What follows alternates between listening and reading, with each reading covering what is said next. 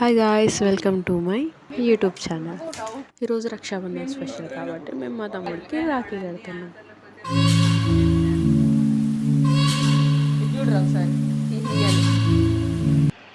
నేనే పెద్దదాన్ని కాబట్టి ఫస్ట్ నేనే రాఖీ కట్టేసి మా తమ్ముడికి బొట్టు పెడితే ముక్కు మీద పడిపోయింది. దాన్ని క్లీన్ చేసి రాఖీ తీసేసి మా తమ్ముడి గారికి రాఖీ కట్టాను. వాడైతే కాళ్ళ మీద మొక్కురా అంటే ఎన్ని తంటాలు పడ్డాడు అసలు.